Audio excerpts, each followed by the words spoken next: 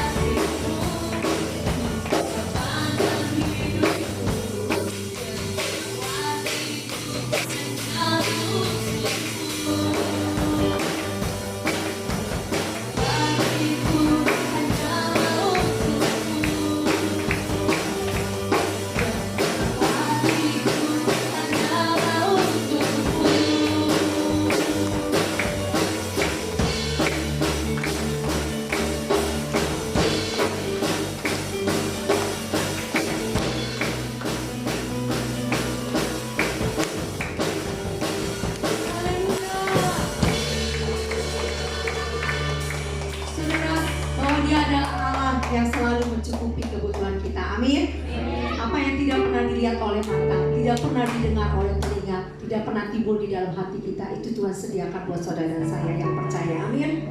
Haleluya. Mari kita katakan, apa yang tidak pernah dilihat oleh mata, apa Allah sanggup melakukan segala perkara yang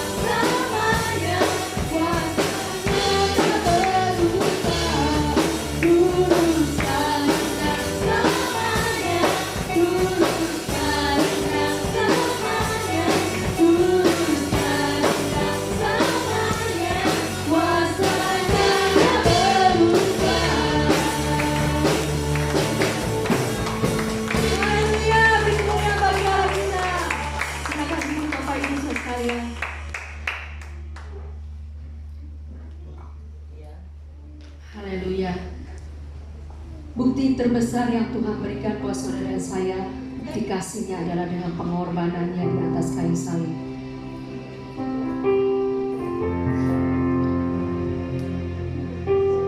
Tuhan sudah memberikan yang terbaik buat saudara dan saya, yaitu hidupnya sendiri dengan mati di atas kayu salib,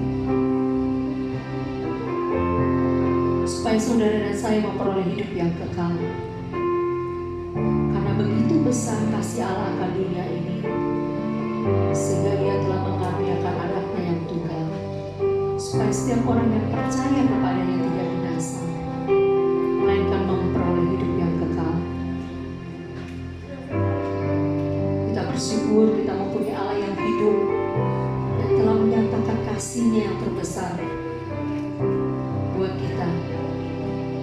pengorbanan yang sempurna Dia berikan buat saudara dan saya. Dia sempurna dalam segala jalannya dan rencananya indah dalam hidup kita. Haleluya Tuhan.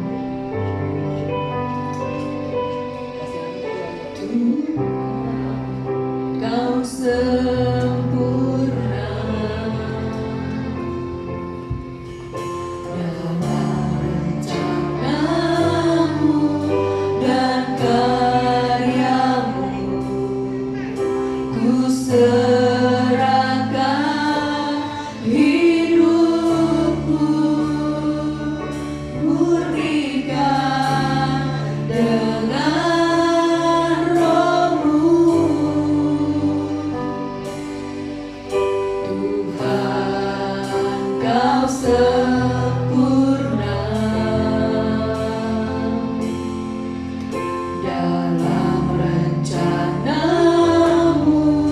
dan karyamu.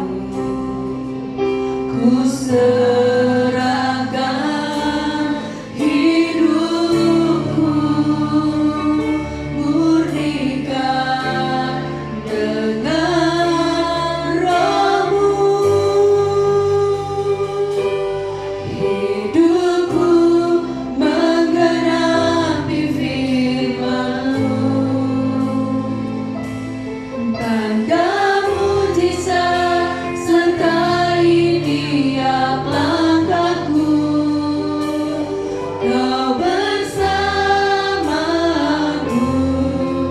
di dalamku, jadi bukti kebesaran-Mu.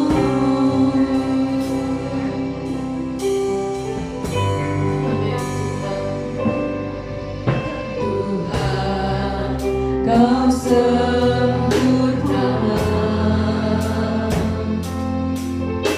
dalam rencanamu dan karyamu. Ku serahkan hidupku, murnikan dengan Roh-Mu. Tuhan, Kau sempurna dalam rencanamu dan karyamu. Ku serahkan hidupku, murnikan dengan Roh-Mu.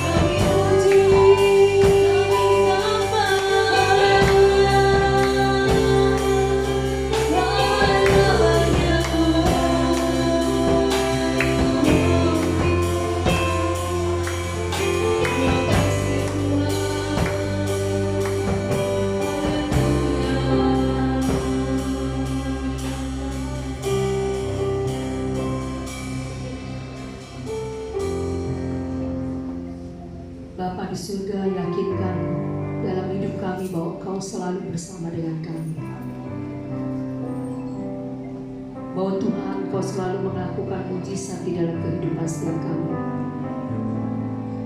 Karena Engkau adalah Allah yang hidup, Allah yang dahsyat dan ajaib. Kami bangga memiliki Engkau dan mengenal Engkau sebagai Tuhan dan Juru Selamat kami yang hidup. Kami bangga menjadi anak-Mu Tuhan. Kami mengasihi Engkau. Engkau segalanya bagi kami.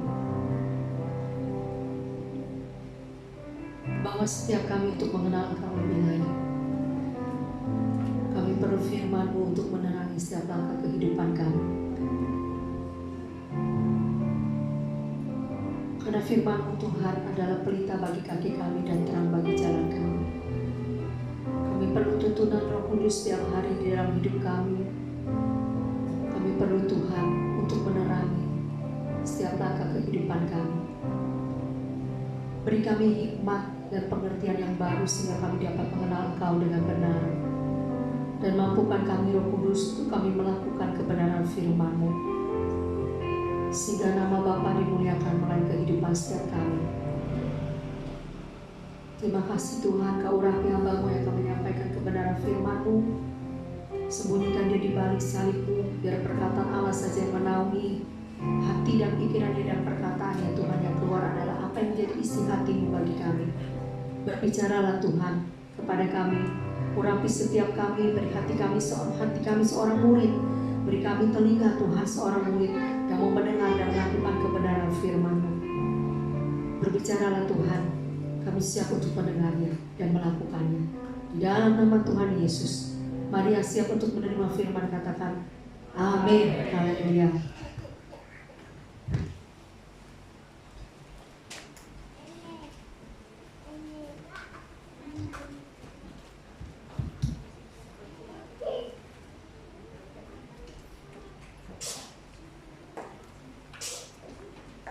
Puji Tuhan, selamat pagi semua saudara. Ya, kita hari ini mau belajar tentang bahwa di dalam proses pertumbuhan kita menjadi dewasa ataupun kita sudah menjadi dewasa, tidak pernah kita lepas untuk selalu menerima nasihat. Tidak pernah lepas kita selalu terus belajar menerima pengajaran. Betul nggak saudara? Apa saudara yang sudah lanjut usia tidak perlu diajar? Apakah saudara yang sudah dewasa tidak perlu diajar? Yang sudah tua tidak perlu belajar? Kita harus terus tidak pernah berhenti untuk belajar, ya, untuk diajar. Kita juga memberi nasihat dan juga kita menerima nasihat, ya. Dan hari ini saya mau membagikan tentang bahwa nasihat, mengajar, dan menjadi teladan itu begitu penting buat hidup kita. Nasihat, mengajar, dan menjadi teladan itu begitu penting bagi kita, ya. Dan ini kita ambil tentang apa yang dikatakan Rasul Paulus di dalam Titus pasal yang kedua ayat 1 sampai yang ke-8, ya. Kita akan baca. Saya lupa tayangin di itu, bisa tolong ditampilkan Dewi. Ya, Titus pasal kedua ayat pertama sampai yang ke-8. Ya, saudara yang punya kitab silakan dibuka. Ya, Titus pasal 2 ayat pertama sampai ke-8. Kita baca bersama-sama kalau sudah didapatkan. Ya. Sudah? Ya, Titus pasal 2 ayat pertama sampai 8, 2, 3. Tetapi engkau beritakanlah apa yang sesuai dengan ajaran yang sehat. Laki-laki yang tua hendaklah hidup sederhana, terhormat, bijaksana, sehat dalam iman, dalam kasih, dan dalam ketekunan. Demikian juga perempuan-perempuan yang tua, hendaklah mereka hidup sebagai orang-orang beribadah. Jangan memfitnah, jangan menjadi hamba anggur, tetapi cakap mengajar hal-hal yang baik. Dan dengan demikian mendidik perempuan-perempuan muda mengasihi suami dan anak-anaknya, hidup bijaksana dan suci, rajin mengatur rumah tangganya, baik hati, taat kepada suaminya, agar firman Allah jangan dihujat orang. Demikian juga orang-orang muda, nasihati mereka supaya mereka menguasai diri dalam segala hal. Dan jadikanlah dirimu sendiri suatu teladan dalam berbuat baik. Hendaklah engkau jujur dan bersungguh-sungguh dalam pengajaranmu, sehat dan tidak bercela dalam pemberitaanmu, sehingga lawan menjadi malu karena tidak ada hal-hal buruk yang dapat mereka sebarkan tentang kita. Nah, saudara yang dikasih Tuhan, Rasul Paulus memuridkan seorang anak rohani namanya Titus, saudara. Dan Titus itu punya arti kehormatan. Ya, Titus punya arti kehormatan. Kita bisa lihat gambar Titus, tampilkan. Nah, ini Titus seperti ini gambar yang saya dapat ya di internet. Oke, nah ini Titus. Titus itu bukan orang Yahudi. Dia berasal dari keturunan Yunani, saudara. Nah, kemungkinan buku ini ditulis oleh Rasul Paulus. Rasul Paulus yang menulis buku ini untuk Titus sekitar tahun 61 sampai 64 Masehi. Jadi Paulus menulis surat ini kepada Titus yang pada waktu itu melayani di Pulau Kreta, ya, Kreta di Laut Tengah. Paulus meninggalkan dia di sana untuk apa, saudara? Jadi Paulus menempatkan Titus di pelayanan suatu daerah pulau namanya Kreta. Di situ Rasul Paulus tempatkan Titus untuk apa? Melakukan tugas penata layanan, ya, membangkitkan para pemimpin rohani dan juga mengajar, saudara. Jadi di situ Rasul Paulus menyampaikan supaya apa? Dia Titus mengkoreksi perkara-perkara yang kurang baik. Ada hal-hal dalam kehidupan orang-orang di sana yang kurang baik. Orang-orang Kristen, orang-orang percaya, anak-anak Tuhan yang hidupnya kurang baik. Ya, itu Rasul Paulus menuliskan surat ini untuk supaya Titus mengoreksi, memperbaiki ya kehidupan orang-orang anak-anak Tuhan yang ada di sana. Lalu apa? Juga punya tugas tanggung jawab menetapkan para tua-tua di kota itu, menetapkan para pemimpin gereja di tempat itu, saudara. Jadi ternyata orang-orang yang ada di daerah Kreta ini ada orang-orang yang terkenal hidupnya itu pendusta, seperti digambarkan binatang-binatang buas yang merugikan orang, terus orang-orang gelojoh yang menganggur. Jadi kehidupan masyarakat anak-anak Tuhan yang ada di Kreta ini kehidupan yang sungguh-sungguh sangat memprihatinkan buat Rasul Paulus. Makanya Rasul Paulus mendengar berita itu, dia menulis surat supaya Titus betul-betul mengajar, mengoreksi, membina, menasehati, supaya jemaat yang ada di Kreta ini hidupnya seperti yang diajarkan oleh Rasul Paulus, diajarkan oleh Tuhan Yesus Kristus. Saudara, jadi Titus ini diberi tanggung jawab supaya dia bertindak dengan berani dan tegas. Jadi dia menerima tanggung jawab yang besar yang ada di pulau itu, saudara. Jadi ini bukan suatu kerjaan yang mudah, saudara. Ini suatu kerjaan yang berat yang harus Titus lakukan di tempat tersebut, saudara. Saudara yang dikasih Tuhan, makanya dalam ayat pertama di situ berkata tentang ajaran sehat. Tetapi engkau beritakan apa yang sesuai dengan ajaran sehat. Titus sudah menerima pengajaran dari Rasul Paulus. Titus sudah mendapatkan nasihat pembinaan daripada Rasul Paulus. Semua ajaran yang sehat, semua ajaran yang benar itu Rasul Paulus katakan kamu tidak boleh abaikan itu.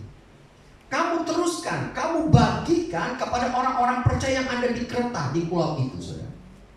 Jadi Titus diberi tugas dan tanggung jawab itu, dan Rasul Paulus mau supaya Titus itu lakukan dengan setia.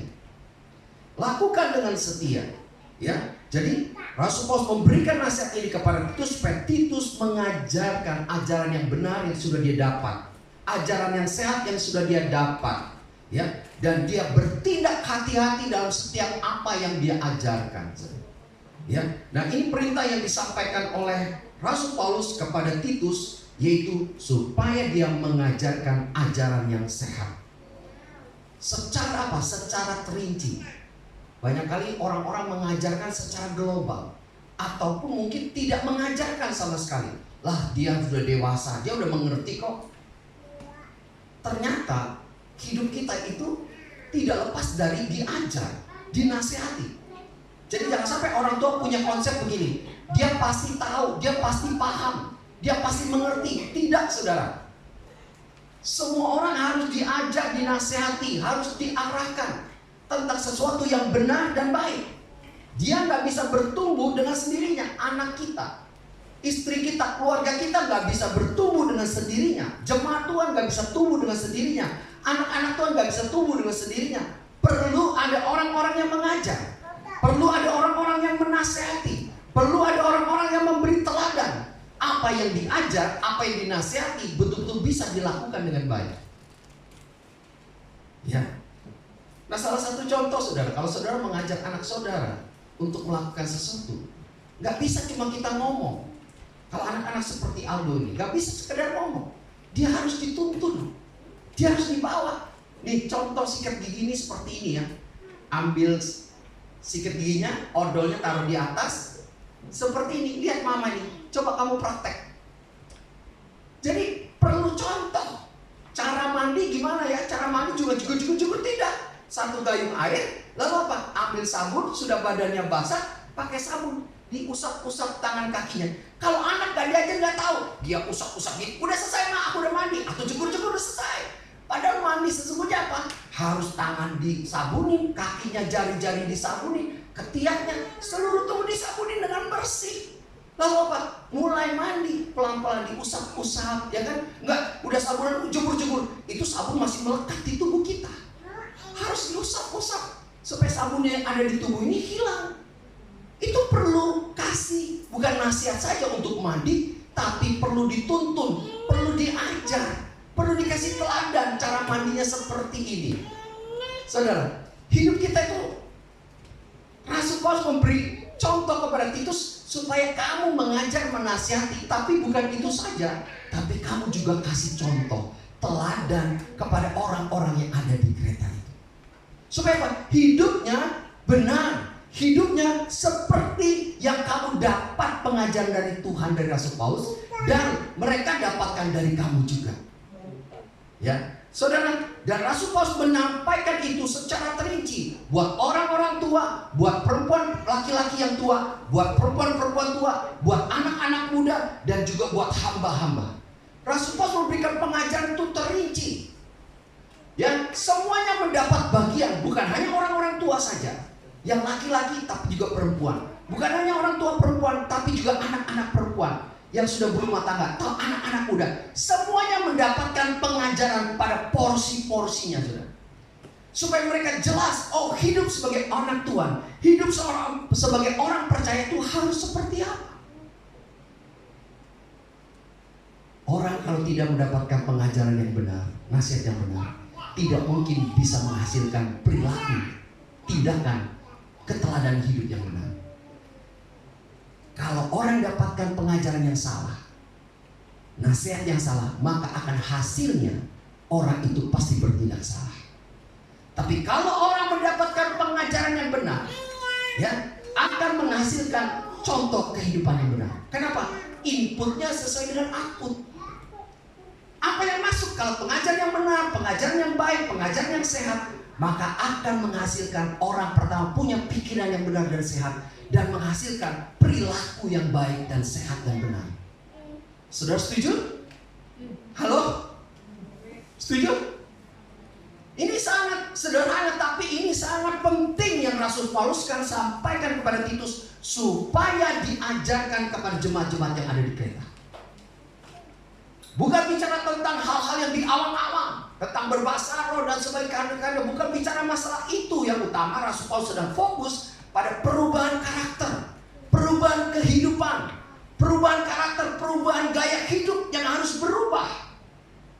Ya, nah saudara yang dikasih Tuhan, Rasul Paulus menekankan ini tentang kewajiban, tanggung jawab, dan gaya hidup yang harus dimiliki oleh orang-orang percaya. Ya, yang harus hidup benar seperti yang Yesus ajarkan, seperti yang Rasul Paulus ajarkan. Semua tertulis di dalam Alkitab, saudara. Jadi saudara dan saya sebagai anak Tuhan, jangan saudara bangga terhadap ajaran yang lain selain dari Kristus. Saya mendengar doa berkata gini, wah, ini pengajaran orang ini luar biasa loh. Wah, memang banyak pengajaran di luar Alkitab mengajarkan hal yang baik, saudara. Tapi semua yang di luar Alkitab belum tentu benar, saudara. Setuju, saudara? Mereka bisa kasih quotes nasihat yang baik. Kita bisa melihat, kita bisa dengar tidak salah. Tapi dasar kehidupan kita quotes-nya, nasihat yang utama adalah firman Tuhan. Amin. Firman Tuhan adalah Tuhan sendiri. Firman Tuhan adalah Allah sendiri. Perkataan Tuhan yang hidup dan berkuasa, yang sanggup mengubahkan kehidupan manusia. Bukan hanya di bumi, tapi juga menjadi kehidupan kita yang akan datang, saudara. Jadi Rasul Paulus menekankan kepada Titus, ingat tanggung jawabmu yang utama. Ingat kamu harus memberitakan, mengajarkan ajaran yang sehat dan benar. Ingat kamu juga harus jadi contoh dan teladan bagi orang-orang yang kamu ajar. Yang pertama Rasul Paulus menyampaikan pada Titus, dan Titus menyampaikan kepada jemaat yang ada di Kreta, yaitu pertama dan kepada laki-laki tua. Nasihatnya apa? Laki-laki tua hendaklah, saudara, laki-laki yang sudah tua, mungkin dibilang tua umur berapa ya saudara? 50 tahun ke atas sudah tua? Atau di atas 70 tahun ke atas? Ya yang jelas yang sudah punya anak lah dibilang tua, saudara. Yang sudah punya cucu dibilang sudah tua. Kalau menurut saya mungkin yang sudah punya cucu dibilang sudah tua. Tapi jangan saudara merasa ketuaan, saudara ya. Nah, saudara, laki-laki tua hendaklah. Yang disampaikan laki-laki tua ini bukan hanya berbicara kepada para penatua pemimpin saja, tapi orang-orang yang usianya sudah lanjut. Nasihat ini disampaikan, laki-laki tua hendaklah apa? Pertama, hidupnya sederhana. Yang kedua, hidupnya terhormat. Yang ketiga, hidupnya bijaksana. Yang keempat apa? Hidupnya sehat dalam iman. Yang kelima, hidupnya sehat dalam kasih. Yang keenam, hidupnya sehat dalam ketekunan. Jadi Rasul Paulus menyampaikan ini, hai Titus, kamu ajarkan ya, buat orang-orang laki-laki tua, hendaklah kamu sampaikan ini, supaya mereka hidupnya sederhana. Saudara, ternyata sederhana itu saya pelajari, saudara. Ya, Rasul Paulus menyampaikan ini. Rasul Paulus mau supaya laki-laki yang tua itu melakukan potensinya, melakukan kemampuannya, mengajar. Laki-laki ditetapkan jadi kepala. Laki-laki ditetapkan oleh Tuhan menjadi kepala, dan dia adalah sumber. Kalau dia adalah sumber, dia harus benar-benar melekat sama Tuhan. Dan dia menerima pengajaran dari Tuhan. Dan kehidupannya, dia harus mengajar apa yang dia dapat dari Tuhan. Ya. Dari kata ini, saudara, saya dapatkan dari kata dikatakan sederhana itu berbicara tentang apa, saudara? Berpantangan anggur, berpantangan alkohol, tanpa anggur, saudara. Jadi orang laki-laki tua, Tuhan memberikan nasihat kepada jemaat yang dari Kreta, apa? Supaya engkau sederhana. Sederhana itu maksudnya adalah bebas dari alkohol. Ternyata berarti orang-orang yang di Kreta, orangnya suka mabuk, saudara. Mereka suka mabuk, minum minuman keras. Laki-laki tua semuanya minum, semua sampai mabuk. Nasihat ini disampaikan oleh Rasul Paulus kepada Titus, supaya Titus sampaikan kepada jemaat yang di Kreta, supaya apa? Laki-laki hidupnya sederhana. Maksudnya sederhana ini dia berpantangan anggur, bebas dari anggur, jadi hidup tidak mabuk-mabukan.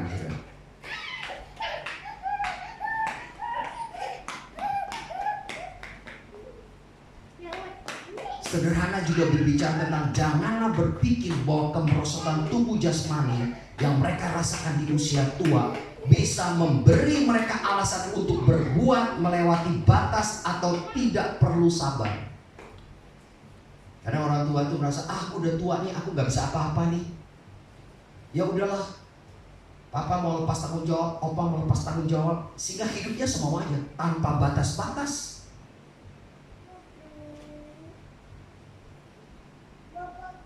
Dia tidak perhatikan lagi kesehatan, dia tidak lagi memperhatikan kepantasan untuk nasihat dan teladan bagi orang-orang muda. Saya sedih, saudara, kalau saya lihat di gang ini dulu parah, saudara. Di depan ada salon-salon plus ya. Tuh asuk-asuk main, situ ada cewek-cewek gitu. Di usia lanjutnya bukan dia hidupnya semakin baik, semakin buruk, saudara. Ya kan? Laki-laki laki-laki hidupnya mestinya dia semakin tua, dia semakin baik, semakin murni.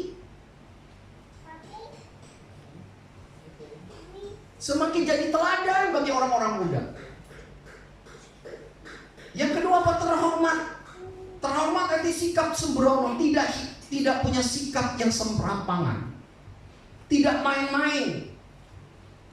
Hidupnya itu benar-benar menyadari bahwa dia itu punya kehormatan. Maka kita berkata, kakek nenek moyang itu merupakan suatu kehormatan buat anak-anak. Anak cucu itu merupakan kebanggaan, warisan, kebanggaan buat orang tuanya. Tapi orang tua, nenek moyang itu merupakan satu kehormatan. Anak-anak melihat, merespeki kalau orang tua itu hidupnya benar, hidupnya bisa jadi contoh. Itu anak-anak cucunya akan bangga terhadap kakek neneknya. Ya, dan jangan sampai terlalu menyolok dalam pakaian, ceroboh dan sombong dalam bertingkah laku. Jangan sampai orang tua ini, kita udah jadi tua, kita ngomong, kamu tuh masih makan kakek ini sudah makan asam garam, kamu tuh belum tahu apa-apa ya. Jangan saudara berkata begitu. Itu kesombongan kita sebagai orang tua. Tidak selalu orang tua yang lanjut usia tuh selalu benar dan bisa jadi contoh. Kita harus bersikap jangan arogan, jangan sombong, berperilaku jangan sombong. Dengan umur yang bertambah, kita harus jadi contoh teladan bagi mereka, bagi orang-orang yang muda, saudara, bagi anak cucu kita, bagi semua orang yang belum mengenal Tuhan. Yang ketiga, bijaksana. Bijaksana bicara tentang apa? Dapat mengendalikan diri, tenang, hati-hati. Orang yang mengendalikan dengan baik keinginan kesenangan-senangnya, sehingga tidak mudah terdorong oleh hal-hal tersebut untuk melakukan apapun yang jahat dan tidak pantas. Orang-orang yang tua itu, dia bijaksana dalam hal dapat mengendalikan diri, tenang dan hati-hati. Ya, bukan kita menjadi orang yang tidak karu-karuan. Ini nasihat. Jadi bijaksana. Yang selanjutnya dikatakan sehat dalam iman. Sehat dalam iman bicara tentang tulus dan setia, tetap berpegang kepada kebenaran Injil. Tidak tergila-gila hal-hal baru ataupun mudah bergabung dengan pandangan-pandangan atau kelompok yang rusak, atau dongeng-dongeng adat istiadat Yahudi atau yang lain-lain. Saudara, seringkali orang tua ini memberikan nasihat-nasihat yang tidak ada dasar firman Tuhan.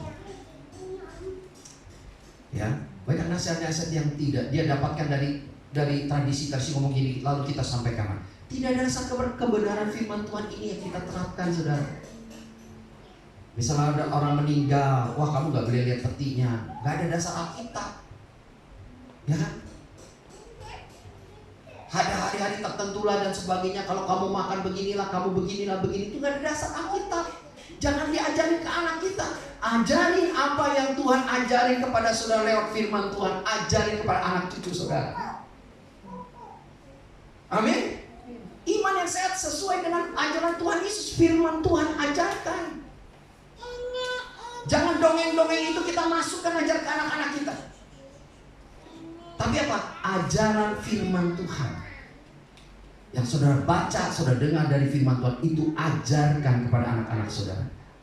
Orang-orang yang berumur banyak seharusnya memiliki banyak kemurahan hati, kebaikan batinnya semakin dibarui, lebih diperbarui lagi, sementara tubuhnya mengalami kemerosotan. Sekalipun orang yang sudah lanjut usia, tubuhnya semakin merosot, tapi apa? Kehidupan karakternya itu, imannya itu bisa terlihat. Jangan karena tubuh kita merosot, iman kita merosot. Tubuh kita bisa merosot menjadi lemah, tapi iman kita tidak menjadi lemah. Amin. Keyakinan kita pada Yesus, kesungguhan kita berdoa, kesungguhan kita beribadah, kesungguhan kita baca firman Tuhan, kesungguhan kita mentaati firman Tuhan itu tidak berubah. Ya, Rasul Paulus sampaikan ini apa? Dalam kasih, dalam kebaikan secara kepada sesama. Ya, digabungkan dengan iman yang bekerja dengan kasih dan harus terlihat dalam kasih dan kasih kepada Allah dan manusia serta sehat di dalamnya. Iman tanpa perbuatan adalah mati, saudara. Jadi kalau kita ngomong, oh saya percaya kepada Tuhan, saya anak Tuhan, saya orang Kristen, tapi kita nggak punya kasih, itu bohong, nonsen, itu omong kosong. Kalau kamu anak Tuhan, kamu ada pengikut Kristus, maka hidupmu mempraktekkan apa yang Yesus ajarkan. Apa? Saudara menunjukkan kasih kepada sesama. Saudara buktikan mengasihi keluarga saudara. Saudara buktikan mengasihi istri saudara. Saudara buktikan mengasihi cucu saudara. Saudara buktikan mengasihi mantu saudara. Mengasihi semua orang. Tuhan ajarkan ini. Sehat dalam kasih. Kasih itu merupakan kasih yang tulus tanpa kepura-puraan. Yaitu kasih kepada Allah karena dirinya sendiri dan kepada manusia demi Allah sendiri. Ya. Dan kasih harus setiap saat dalam kesusahan maupun kemakmuran. Jadi kasih kita itu setiap saat. Bukan karena kita happy lagi makmur baru kita punya kasih. Lagi kita menderita kita gak punya kasih. Dalam segala kondisi kesengsaraan maupun kemakmuran kita tetap memiliki kasih itu. Sikap yang sehat di dalam kebaikan dalam kasih. Selanjutnya Pak, dalam ketekunan di sini. Orang yang sudah tua cenderung cerewet. Halo, anak-anak cucu kalau melihat kungkung poponya, papa mamanya mulai cerewet, ya itu orang tua. Ngomongnya mungkin diulang-ulang, itulah orang tua. Amin. Hormati, hargai mereka. Saudara, orang-orang yang sudah tua cenderung cerewet, banyak mengeluh, mudah marah mungkin saudara. Oleh karena itu perlu waspada terhadap kelemahan-kelemahan dan godaan-godaan seperti itu. Iman, kasih, dan kesabaran ada 3 anugerah Kristen yang utama dan menjadi sehat di dalam hal-hal ini merupakan kesempurnaan Injil. Kalau gereja, saudara dan saya hidupnya punya iman, punya kasih, punya kesabaran, saudara punya anugerah yang luar biasa dari Tuhan. Banyak kali kita sudah lanjut usia, kita tuh tidak sabar, saudara. Kesabaran mulai hilang, ya kan? Yang diuji kesabaran anak-anak cucu itu terhadap kita. Tapi kita sebagai orang tua juga belajar untuk sabar. Amin. Anak cucu kita juga belajar untuk sabar. Kita sama-sama belajar menjadi sabar. Amin. Karena itulah karakter yang Tuhan mau. Supaya kita punya iman, punya kasih, punya kesabaran. Jangan ngeledekin orang tua atau kita ngeledekin anak cucu kita yang gak mengerti kita.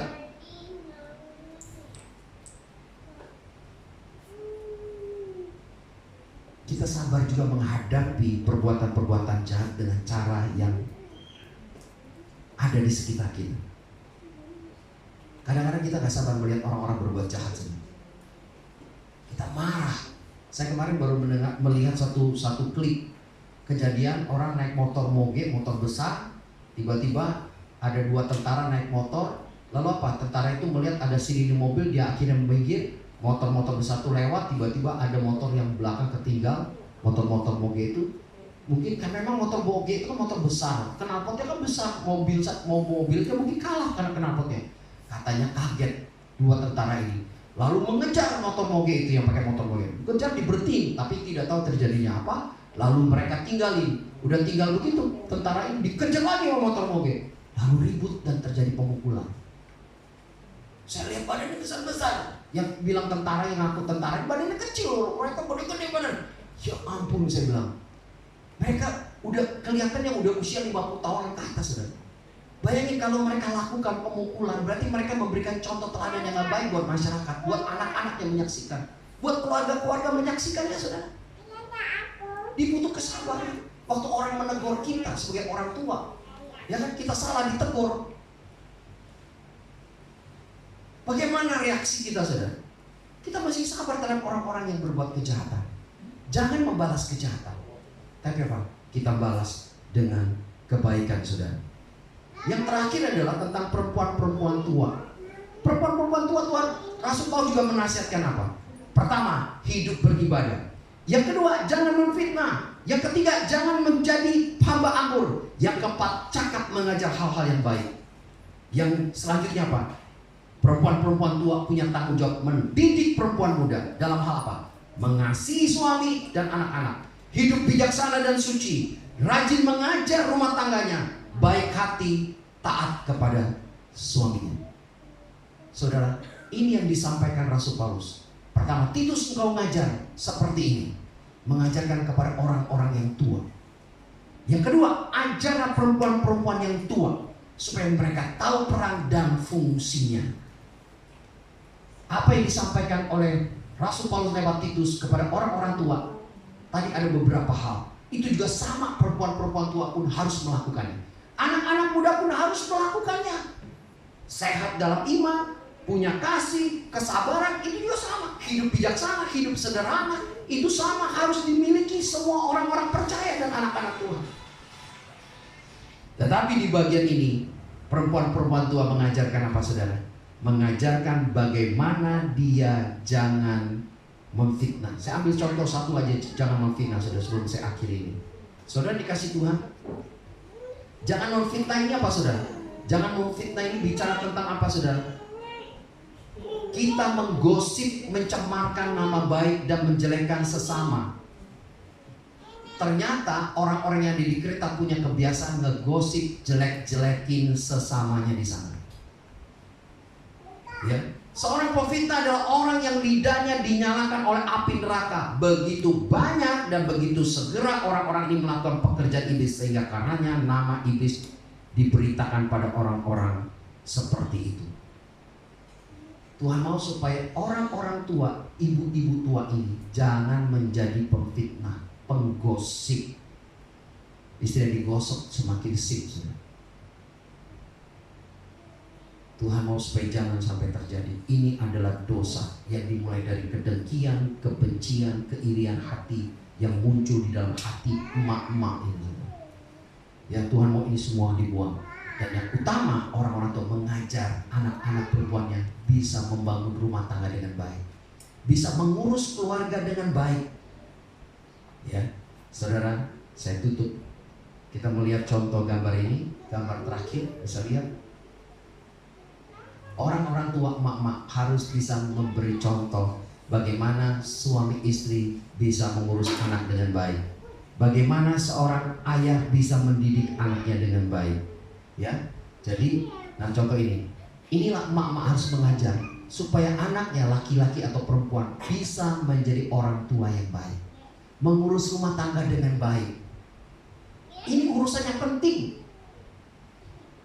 Ya, jangan melupakan tanggung jawab ini dan mengajar mereka di dalam kebenaran juga.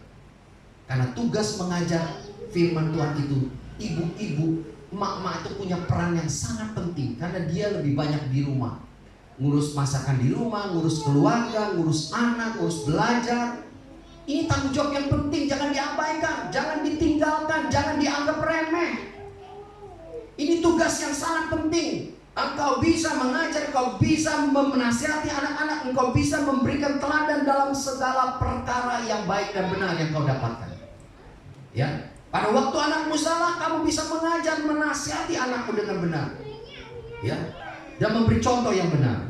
Jadi sekali lagi saya mau sampaikan, ya, yang terakhir, agar apa sudah? Agar firman Tuhan jangan dihujat orang.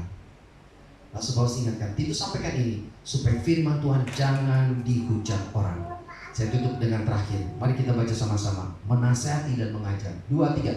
Menasihati, mengajar, dan keteladanan yang benar menghasilkan generasi yang benar.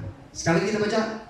Menasihati, mengajar, dan teladan yang benar menghasilkan generasi yang benar. Saudara mau keturunan yang benar kan? Kalau saudara mau punya keturunan yang benar, saudara menasihati dan mengajar dan berikan teladan yang benar kepada generasi saudara. Maka generasi saudara akan menjadi generasi yang benar, yang takut akan Tuhan, percaya sama Tuhan. Tuhan berkati kita semua. Mari kita siapkan hati kita, kita akan menerima perjamuan kudus.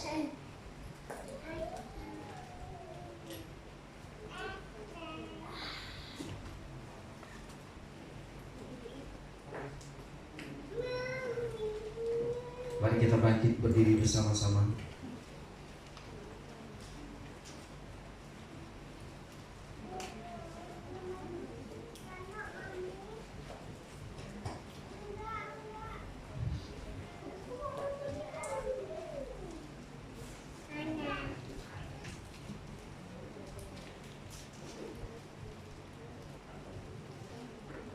Terima kasih Tuhan Yesus buat semua kebaikan-Mu.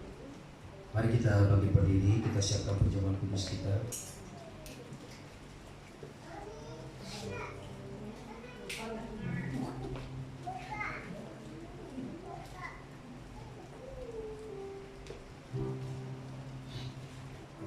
Mari kita datang sama Tuhan, kita siapkan hati untuk menerima perjamuan kudus firman Tuhan yang sudah kita dengar.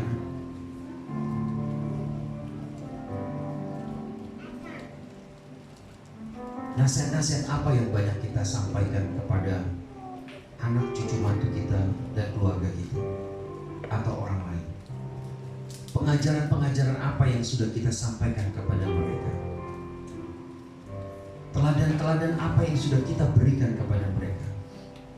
Itu sama seperti taburan benih. Itu sama seperti taburan benih. Kalau sudah menabur nasihat-nasihat, pengajaran dan teladan yang salah, maka benih itu akan tumbuh seperti yang kau tanam. Tapi kalau engkau menabur dan menanam nasihat, pengajaran dan teladan hidup yang baik dan benar, yang sehat seperti yang Tuhan ajarkan, itu akan menghasilkan kehidupan. Itu akan menghasilkan generasi yang benar dan takut akan Tuhan. Ambil keputusan hari ini. Biarlah firman Tuhan, pengajaran Tuhan yang benar, nasihat firman Tuhan yang benar, keteladanan Yesus yang benar, itu menjadi patokan hidup kita. Itulah yang akan kita ajarkan, yang akan kita sampaikan kepada keluarga kita, kepada semua orang, supaya kita melihat perubahan-perubahan hidup yang benar.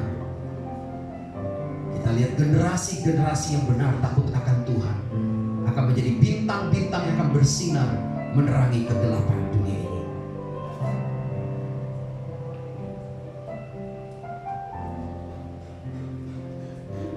Mari kita datang sama Tuhan, minta ampun sama Tuhan kalau selama ini banyak taburan yang salah dan tidak benar dalam hidup kita. Tuhan, ampuni semua dosa kesalahan kami. Kalau kami selama ini banyak memberikan nasihat yang tidak benar, mengajar yang tidak benar, dan memberikan teladan yang tidak benar seperti yang Kau ajarkan. Ampuni kami Tuhan. Kami mau bertobat. Kami mau sungguh-sungguh memperhatikan firman-Mu. Kami mau perhatikan semua nasihat dan ajaran firman, hukum-hukum dan aturan yang Kau tetapkan, yang Kau berikan lewat tokoh-tokoh di Alkitab, dan Yesus pun sendiri yang menjadi teladan kami. Terima kasih Tuhan Yesus. Kami percaya Roh Kudus akan memampukan kami untuk bisa hidup seperti yang Tuhan mau. Terpujilah nama-Mu selamanya. Mari kita angkat roti dengan tangan kanan kita. Bapa, kami datang padamu Bapa. Kami akan menerima roti dan air anggur pada pagi hari ini. Kami sangat membutuhkan Tuhan dalam hidup kami. Kau dah kesalahan dosa kami, ampuni, basuh kami, perbaharui kami dengan darah-Mu, supaya hidup kami terus disempurnakan, dibaharui, sehingga kami menjadi pribadi yang dewasa seperti Yesus. Terima kasih Tuhan. Pandang kepada salib Yesus, kepandang kepada pengorbanannya. Dia telah lakukan itu semua karena Dia mengasihi saudara dan saya. Dia berikan nyawanya kepada saudara dan saya, supaya kita juga mengasihi Dia dengan sepenuh hati kita. Dan saya akan baca ayat ini, setelah itu kita makan bersama. Sebab apa yang telah kuteruskan kepadamu telah kuterima dari Tuhan, yaitu bahwa Yesus, Tuhan Yesus yang pada malam waktu Ia diserahkan mengambil roti, dan sesudah itu Ia mengucap syukur atasnya, Ia memecah-mecahkannya dan berkata, inilah tubuhku yang diserahkan bagi kamu, perbuatlah ini menjadi peringatan akan aku. Dalam nama Yesus mari kita makan bersama.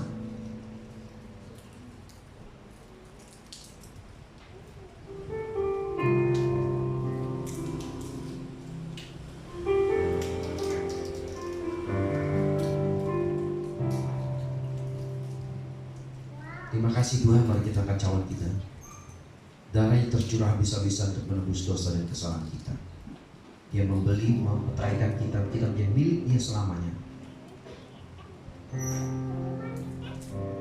Kita didamaikan, kita mau berlindung di dalam darah-Nya.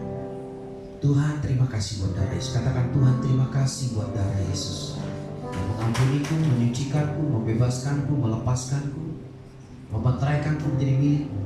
Dan aku mau berlindung di dalam darah Yesus. Saya akan baca firman, setelah itu kita minum bersama. Demikian juga yang mengambil cawan sesudah makan lalu berkata, cawan ini adalah perjanjian baru yang dimeteraikan oleh darahku. Perbuatlah ini setiap kali kamu meminumnya menjadi peringatan akan aku. Sebab setiap kali kamu makan roti ini dan minum cawan ini, kamu memberitakan kematian Tuhan sampai Ia datang. Dalam nama Tuhan Yesus mari kita minum bersama.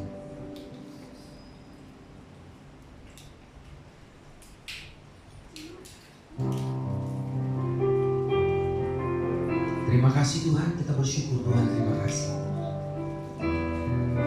Terima kasih Bapa, kami bersyukur, haleluya. Terima kasih Bapa. Terima kasih Tuhan, terima kasih. Terima kasih buat pengorbanan-Mu. Terima kasih buat salib-Mu. Terima kasih buat kebangkitan-Mu. Terima kasih Tuhan buat kebangkitan-Mu. Engkau telah naik ke surga, hidup selamanya, akan datang kembali menjemput kami ke rijal umat-Mu. Anak-anak-Mu, terima kasih Tuhan. Terima kasih. Terima kasih Tuhan. Bapak, terima kasih buat ibadah ini. Kami akan akhiri ibadah kami. Biar apa yang kami lakukan dan ibadah ini menjadi korban yang harum dan menyenangkan hati-Mu. Kami persembahkan tubuh kami menjadi persembahan hidup yang kudus dan berkenan padamu. Dan kami bawa juga persembahan-persembahan kami, persembahan ucapan syukur, persembahan persepuluhan, persembahan untuk Natal. Kami bawa ke hadapan-Mu. Biar semua persembahan ini boleh menyenangkan hati-Mu. Engkau telah memberkati kami secara keuangan. Kami juga mau kembalikan itu untuk kemuliaan nama-Mu. Terima kasih Tuhan buat semuanya ini Bapa. Kami bersatu hati berkati Indonesia, berdoa Indonesia dipulihkan, damai dan sejahtera, dan keamanan datang dari Tuhan, dijauhkan dari hal yang buruk yang jahat. Pemimpin kami dari Presiden sampai terendah di dalam perlindungan kasih anugerah Tuhan. Terima kasih Tuhan untuk pemulihan kesehatan COVID-19 dan juga ekonomi terjadi atas Indonesia. Indonesia diberkati Tuhan, Indonesia dalam perlindungan Tuhan, dijauhkan dari penyakit sampar, dijauhkan dari bencana alam yang menyebabkan korban jiwa yang besar, dijauhkan semuanya itu. Kami mohon anugerah Tuhan, perlindungan Tuhan atas Indonesia dan bangsa kami mohon. Kami berdoa juga bersama buat GPK di seluruh Indonesia dan pengurus pusat daerah, semua gembala sidang dan jemaat Tuhan dipelihara, dilindungi, dijagai oleh Tuhan. Apa yang mereka buat berhasil dan mereka memuliakan Tuhan dalam seluruh kehidupan mereka, keluarga mereka. Terima kasih Tuhan. Angkat tangan saudara-saudara yang dikasih Tuhan. Tuhan berkati semua umat Tuhan dalam pekerjaan mereka, dalam usaha mereka, dalam rumah tangga mereka, dalam sekolah mereka, dalam kuliah mereka, diberkati oleh Tuhan dengan luar biasa. Dan berkati istri, ibu-ibu sedang hamil, kandungannya baik dan sehat, baik Stefani, baik juga Lucy sehat dan lahir dengan selamat dan sehat semuanya, dan perlindungan kuasa Tuhan. Segala kebutuhannya tercukupi. Umat Tuhan yang bergumul masalah pekerjaan, terbuka jalan untuk pekerjaan. Umat Tuhan bergumul masalah keuangan, terjadi terobosan dalam keuangan mereka. Mereka melihat pemeliharaan, kebaikan Tuhan dinyatakan bagi mereka. Kalau ada umat Tuhan yang berhutang, diberi kemampuan bisa melunasi hutang mereka. Kalau ada orang-orang berhutang umat Tuhan kepada umat Tuhan, orang-orang itu juga diberi kemampuan bisa mengembalikan segala hutang-hutangnya kepada umat Tuhan. Terpujilah nama Tuhan selama-lamanya. Saudara dikasih Tuhan, pulanglah dan terimalah semua berkat ini. Tuhan melindungi engkau, Tuhan menjaga engkau, dan Tuhan menyinari engkau dengan wajahnya dan memberikan engkau kasih karunia. Tuhan menghadapkan wajahnya dan memberikan engkau damai sejahtera. Dan terimalah seluruh berkat ini, berkat yang berlimpah-limpah dalam semua hal yang Bapa berikan bagimu. Kasih sayang dari Tuhan Yesus, persekutuan dengan Roh Kudus menuntun, menyertai, mengurapi engkau menang selalu dan berhasil dalam semua hal, dan menjadi serupa dengan Kristus. Demi nama Yesus Kristus dan kita percaya berkata, amin. Tuhan berkati, selamat pagi.